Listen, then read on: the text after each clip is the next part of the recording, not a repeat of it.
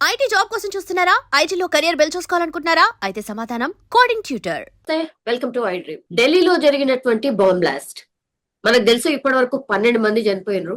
రద్దీగా ఉన్న ప్రాంతాలనే టార్గెట్ చేసుకొని ఈ బాంబ్ బ్లాస్ట్ జరిగింది. ఒకటి దానికంటే ముందు 3-4 డాక్టర్స్ ని అరెస్ట్ చేశారు. సేమ్ ఈ ఉగ్రవాద కార్యకలాపాలకు సంబంధించి.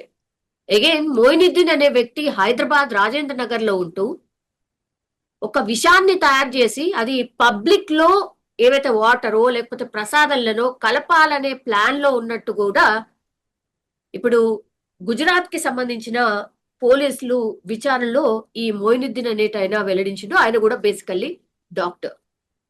సో విచారణ చేస్తున్న కొద్దిగా సంచలన విషయాలు బయటకు వస్తున్నటువంటి నేపథ్యంలో అసలు ఏం జరుగుంటది? బికాస్ సింధూర్ ఆపరేషన్ సింధూర్ తర్వాత చాలా గ్యాప్ అని అనడానికి కూడా లేదు. చాలా కొద్ది గ్యాప్ లోనే మళ్ళా ఇట్లాంటి ఇన్సిడెంట్ అనుకోవచ్చు. అది దట్టు అందరూ వివిఐపీస్ అందరూ ఉండేటటువంటి ప్రాంతం, అసలు మన పరిపాలన జరిగేటటువంటి ప్రాంతం ఢిల్లీని బేస్ చేసుకొని బాంబ్ బ్లాస్ట్ జరిగింది. మాట్లాడదాం. మనతో పాటు ఫారిక్ షిబ్లీ గారు ఉన్నారు, founder and president of minority హక్కుల పరిరక్షణ సమితి. సార్ నమస్తే. నమస్తే అమ్మా. Very very sad incident sir. 12 మంది చనిపోయినరు. ఎవరు కూడా ఎక్స్పెక్ట్ చేసి ఉండరు అది ఢిల్లీ లాంటి ప్రాంతంలో ఇట్లాంటి బ్లాస్ట్ జరుగుతుంది అని. సార్ ఈ బ్లాస్ట్ వార్త వినగానే మీకేమనిపించింది? అందరికన్నా ముందు మీ ఐ డ్రీమ్ ప్రేక్షకులకి, అదేవిధంగా తమరికి అందరికి కూడా నమస్కారం అండి. ఏదైతే ఎక్కడైనా కానీ ఒక ప్రాణం కోల్పోయిందంటే మానవత్వం కలిగినటువంటి ప్రతి ఒక్కరు కూడాను దాన్ని ఖండించాల్సినటువంటి అవసరం ఉంటుంది. అండ్ దాన్ని ఖండించకుండా అటు ఇటు బేరీ చేస్తుంటే కనుక అతను మనిషి కాలేడు కూడాను. సో ఖచ్చితంగా ఏంటంటే ఏదైతే ఈ అంశం మన దేశ రాజధాని అంటే భారతదేశం యొక్క గుండెకాయ, అటువంటి ప్రాంతంలో ఇటువంటి సంఘటన జరగడం అనేది అత్యంత విషాదకరమైనటువంటి అంశం. దట్టు ఇందులో 12 మంది ప్రాణాలు కోల్పోయారు. నిన్నటి వరకు 9 అని విన్నాం, ఇప్పుడు మీరు చెప్తున్నారు 12 మంది అని చెప్పేసి. వీళ్ళు చనిపోయినటువంటి అందరికీ కూడాను మా యొక్క ప్రగాఢ సానుభూతిని, అదేవిధంగా ఎవరైతే క్షతగాత్రులు ఉన్నారో వాళ్ళందరూ కూడాను త్వరగా కోలుకోవాలని చెప్పేసి మనస్ఫూర్తిగా మైనారిటీ హక్కుల పరిరక్షణ సమితి నుంచి కోరుకుంటున్నానమ్మా. ఆపరేషన్ సింధూర్ అయింది సార్. మనం నిజంగా అంటే పుల్వామాకి ఒక రకంగా రివెంజ్ తీసుకున్నాము అని అనుకున్నాం సార్. అగైన్ మళ్ళా ఈ బ్లాస్ట్ గాని మొన్న దొరికినటువంటి డాక్టర్స్ మూలాలన్నీ కూడా మళ్ళా ఎక్కడో పుల్వామాకి కనెక్ట్ చేస్తున్నాయి సార్. ఎవరన్నా ఎక్స్పెక్ట్ చేసి ఉంటారా? అక్కడ ఒక లెసన్ మనం నేర్పించాము అని అందరం అనుకున్నాం, సంతోషపడ్డాం కూడా సార్, ఒక రివెంజ్ లాగా తీసుకున్నాము అనేసి. కానీ ఎక్కడ సార్ మళ్ళా ద సేమ్ ఒక్క అంశం అయితే నేను మీకు ఖచ్చితంగా చెప్పగలనమ్మా. అదేంటంటే ఇప్పుడు దాకా ప్రభుత్వం కానీ లేకపోతే మీడియా తరపు నుంచి కానివ్వండి స్పష్టత ఇది ఫలానా ఇష్యూ వల్ల జరిగింది, లేకపోతే ఫలానా ఇది ఒక రకమైన ఏంటంటే ఒక టెర్రరిస్ట్ చూసేటటువంటి ఏదైతే ఇది ఉందో దీనివల్ల ఇదైతే ఎస్టాబ్లిష్ అవుతుంది. బట్ ఇంకా still government has to clear the issue. అసలు ఏంటి, ఎలా జరిగింది ఏంటి అనేది స్పష్టత అయితే లేదు as per the best of my knowledge.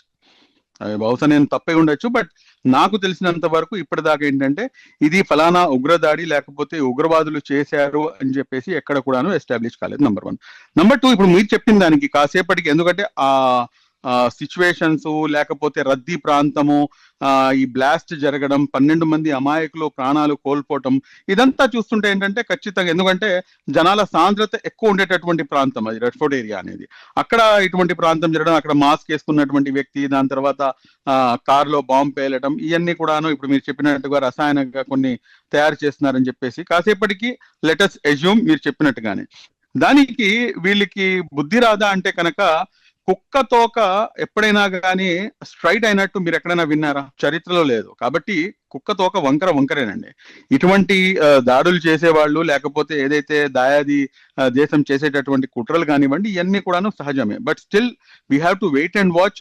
నిజంగా ఏం జరిగింది ఏంటి అనేది బయటికి రావాల్సినటువంటి అవసరం ఉంది. ఒక ఎత్తు అయితే ఇంకో అంశం ఏంటంటే ఒకవేళ నిజంగా ఇది ఉగ్రవాద దాడి అయితే కనుక మన యొక్క ఇంటెలిజెన్స్ వ్యవస్థ మన భారతదేశం యొక్క గుండెకాయ లాంటి ఢిల్లీ ప్రాంతంలో ఇటువంటి సంఘటన జరిగితే ఎలా జరిగింది, ఎందుకు జరిగింది, ఎక్కడ ల్యాబ్సెస్ ఉన్నాయి?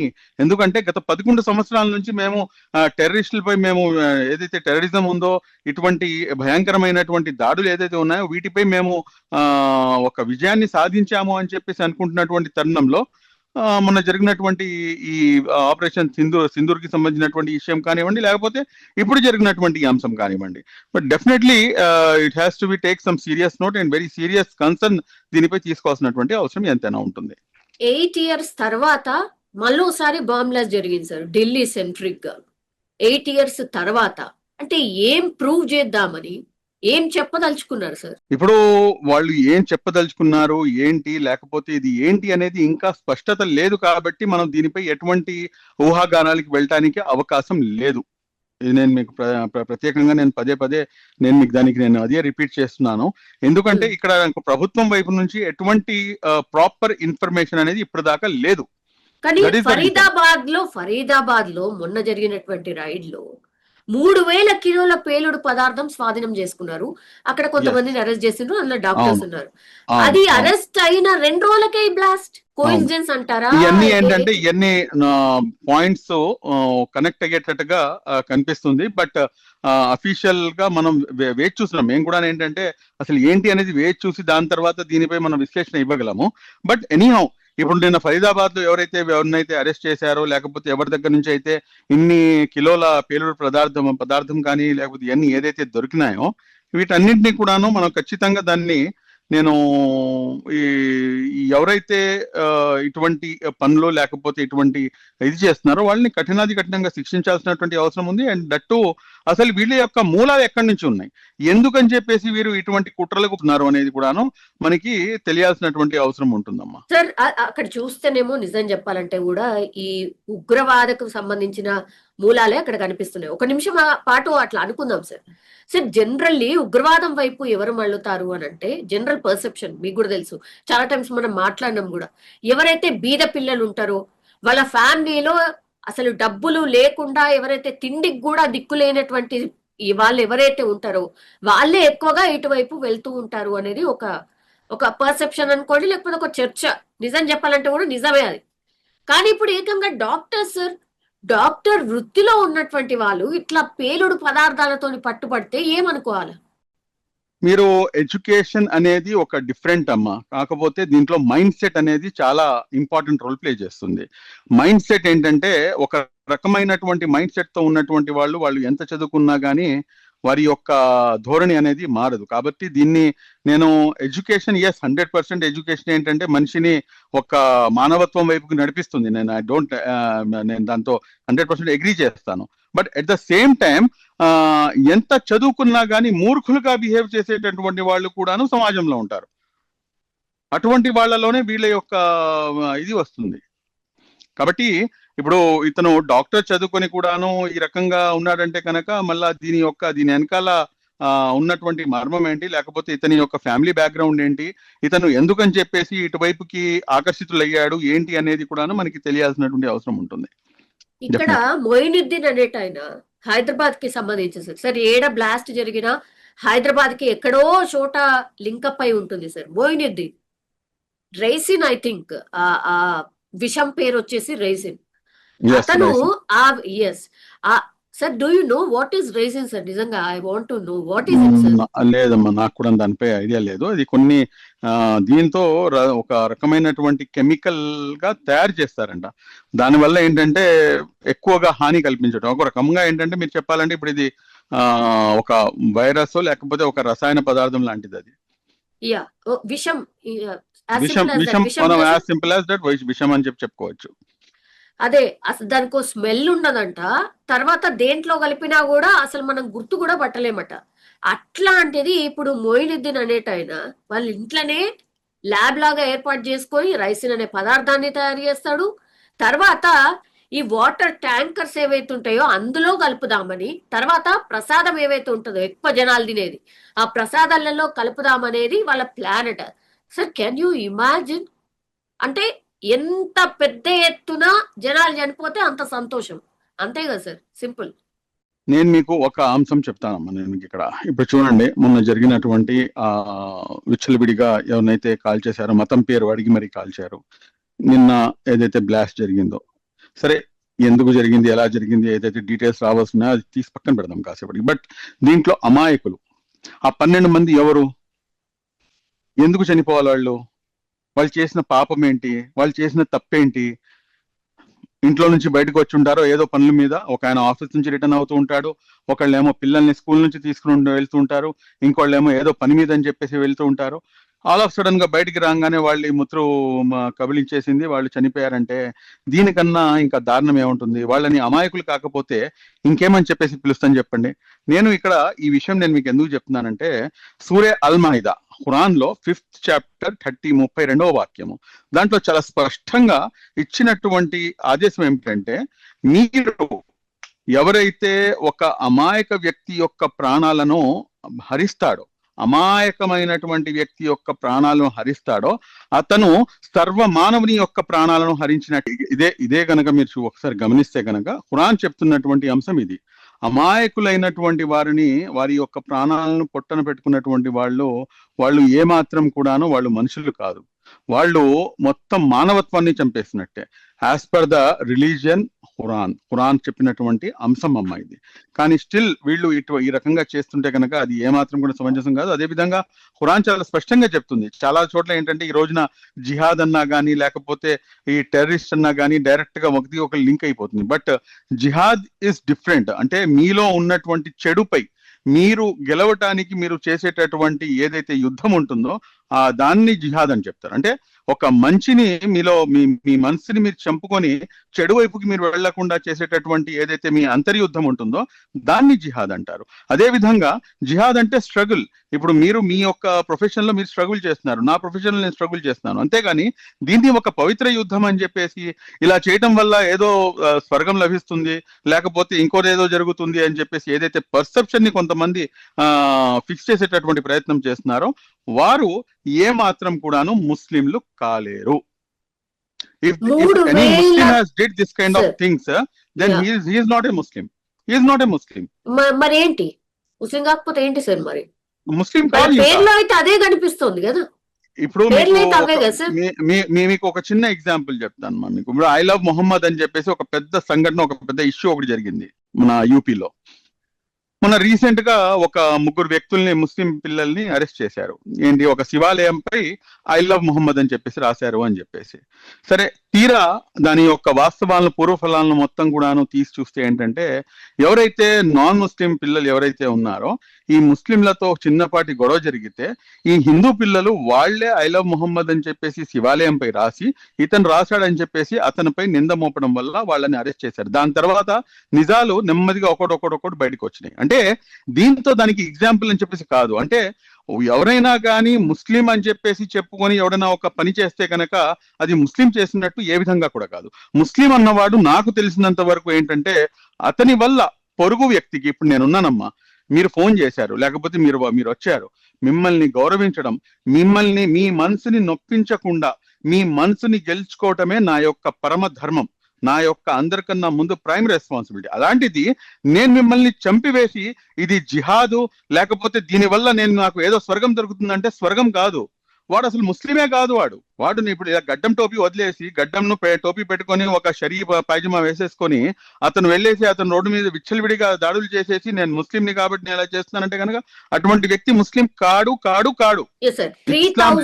దానికి సంబంధం లేదు అసలు. 3000 కిలోల ఎక్స్ప్లోజివ్స్ దొరికాయి సార్. ఒకవేళ అవన్నీ కూడా పేలుంటే ఏంటి సార్ సిచ్యువేషన్? ఎక్కడెక్కడ ప్లాన్ చేసి ఉంటారు సార్? ఇటువంటి వాళ్ళని వదలకూడదమ్మా. ఇటువంటి వాళ్ళని ఎవరైతే ఉన్నారో వీళ్ళని అసలు వదలకూడదు. వీళ్ళని ఖచ్చితంగా, ఎందుకంటే అసలు అందరికన్నా ముందు దీనికన్నా ఎక్కువగా ఇంకా కొన్ని, అంటే నేను ఇష్యూని డీప్ లోకి వెళ్ళదలుచుకోవట్లేదు. ఎందుకంటే ఇది కొన్ని ప్రాణాలు పోయిన తర్వాత దీన్ని మనం కొన్ని రాజకీయ విశ్లేషణలు వేరే విధంగా ఉన్నాయి. ఎందుకంటే మొత్తం భారతదేశంలో యొక్క పరిస్థితి, ప్రెసెంట్ ఉన్నటువంటి సిచ్యువేషన్ ఒక డిఫరెంట్ కైండ్ ఆఫ్ సిచ్యువేషన్ లో ఉంది. కాబట్టి చాలా మంది రాజకీయ విశ్లేషకులు దీన్ని ఏంటంటే ఒక డిఫరెంట్ వేలో దీన్ని ప్రొజెక్ట్ చేసేటటువంటి ప్రయత్నం చేస్తున్నారు. కానీ నేను దాన్ని అటువైపుకి తీసుకెళ్ళదలుచుకోలేదు. ఎందుకంటే వాస్తవాలు రాకుండానే నేను మాట్లాడటం అనేది ఒక ఏమంటారు రెస్పెక్టబుల్ సిటిజన్ యొక్క ధర్మం కాదు. కాబట్టి let us wait and see అని చెప్పేసి నేనైతే ప్రెజెంట్ చెప్పేది. జనరల్లీ ఇట్లాంటి జరిగినప్పుడు సార్ క్లెయిమ్ చేసుకుంటారు, అంటే మేం చేసాము అని. ఇంతవరకు అయితే ఎవరు ఇందులో ఎక్కడ కూడా క్లెయిమ్ రాలేదు. రెండోది ఏంటంటే ఇది ఫలానా వాళ్ళు చేశారు అని చెప్పేసి కూడాను ఎక్కడ కూడాను మనకి ప్రభుత్వం వైపు నుంచి కూడాను ఎటువంటి డిక్లరేషన్ అనేది లేదు. ఎగ్జాక్ట్లీ. సో అంటే దాంట్లో సిఎన్జి గ్యాస్ సిలిండర్ పేలింది అని చెప్పేసి ఒక ఇది వచ్చింది ఫస్ట్. దాని తర్వాత సీసీ కెమెరా ఫుటేజెస్ బయటకు వచ్చినాయి. దాని తర్వాత మాస్క్ ధరించిన వ్యక్తి ఎవడో ఉన్నాడు అని చెప్పేసి అదొకటి బయటకు వచ్చింది. సో ఇవన్నీ దాని తర్వాత నిన్న ఫరీదాబాద్ లో అరెస్ట్ చేసినట్టు చేయటము, దాని తర్వాత ఇంత కిలోల ఎక్స్ప్లోజివ్ అక్కడ దొరకటము, ఈ రోజునే ఈ రకంగా ఇదంతా జరగడం, ఇదన్నీ ఏంటంటే అనుమానాలని బలపరుస్తుంది. బట్ స్టిల్ ఏంటంటే అనుమానాలే కానీ ఎటువంటి మీడియా ఛానల్స్ కానీ లేకపోతే ఎటువంటి ప్రభుత్వ సంస్థలు కానివ్వండి దీనిపై ఎటువంటి క్లారిటీ ఇంకా ఇవ్వలేదు. సార్ నిజంగా ఒకవేళ ఉగ్ర దాడి అయి ఉంటే సార్, ఒక నిమిషం అనుకుందాం, ఒకవేళ నిజంగానే ఇది ఉగ్ర కుట్ర ఉగ్ర దాడి అనుకుందాం సార్, ఎన్ని ఇంకా ఆపరేషన్ సింధూర్ అవసరం అవుతాయి సార్? మరి ఖచ్చితంగా ఆపరేషన్ సింధూర్ ఎన్ని కాదండి, కుకిటి వేళ్లతో వీళ్ళు ఎక్కడ ఉన్నా గానీ ఎటువంటి వాళ్ళైనా గానీ ఎంత పెద్ద వాళ్ళైనా గానీ ఏ మతం వాడైనా గానీ whoever it may be, see we as Indians we are all equal. Indians ని దెబ్బతీద్దామనో లేకపోతే అమాయకులమైనటువంటి ఇండియన్స్ ని నువ్వు చంపాలని చెప్పేసి లేకపోతే ఒక మతపరమైనటువంటి అంశాన్ని మనసులో పెట్టుకొని నువ్వు కుట్రలు చేస్తే కనుక వి యునైటెడ్ యాజ్ ఇండియన్స్, నువ్వు ఒకవైపు ఉంటావు.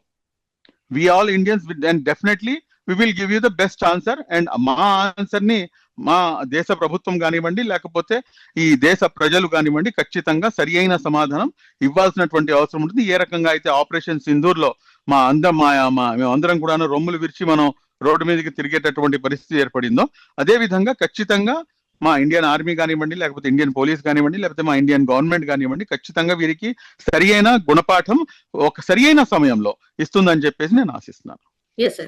Thank you, sir. Thank you, Fargar. Thank you. And for more videos, please subscribe to iDream. Please subscribe to iDream. Please subscribe iDream. And please subscribe to iDream. For more videos, subscribe to iDream. please like, share and subscribe to the channel. Congratulations, iDream. Subscribe to iDream. Subscribe to iDream. So subscribe to iDream Media. iDream ki iDream team andarki huge congratulations. Please subscribe iDream Media.